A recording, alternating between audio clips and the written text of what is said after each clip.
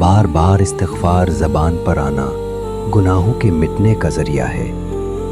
خاموشی میں ذکر کرنا فرشتوں کو لبیک کہنے پر مجبور کرتا ہے۔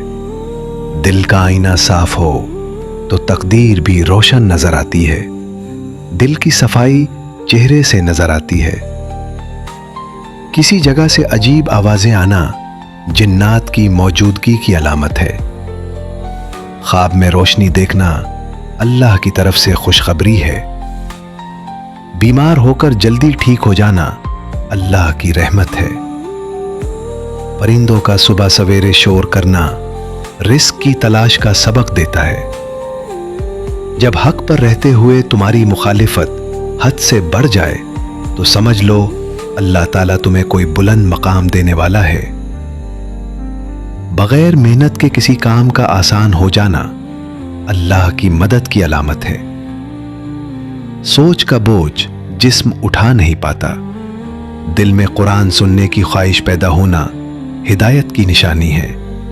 جسم سے زیادہ بدبو آنا یہ عموماً زیادہ پسینہ یا صفائی کی کمی علامت ہو سکتی ہے۔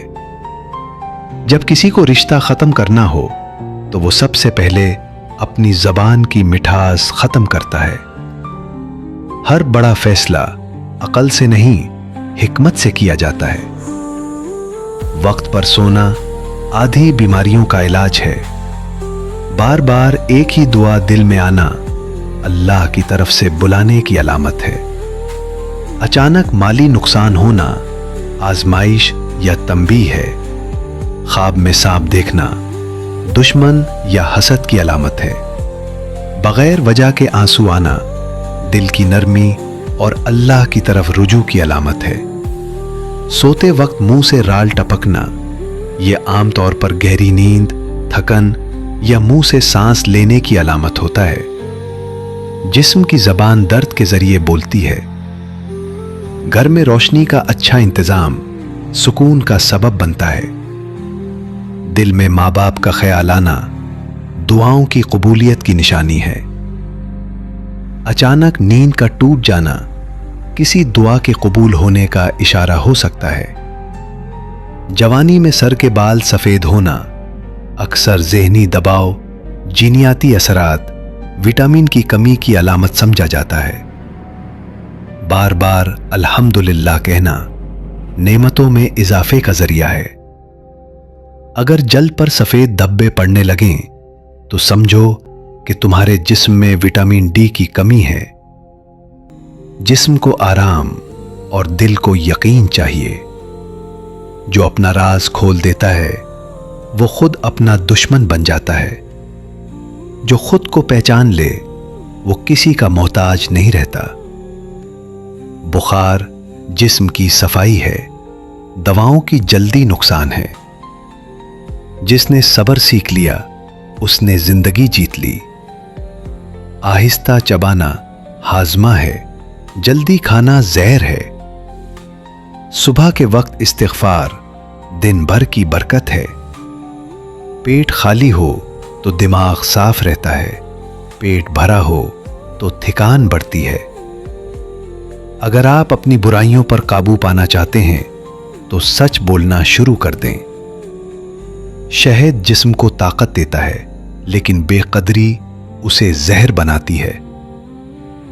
جلدی سونا تندرستی ہے، دیر تک جاگنا کمزوری ہے۔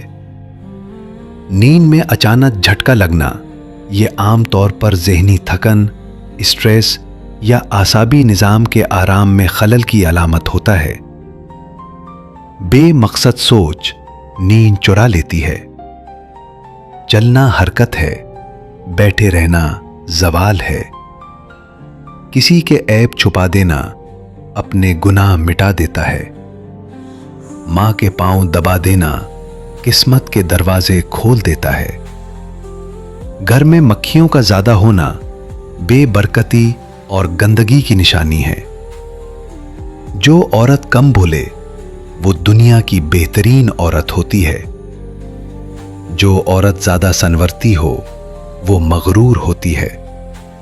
وضو کے بعد خاموش بیٹھنا دل کو سکون کی چادر اوڑھا دیتا ہے۔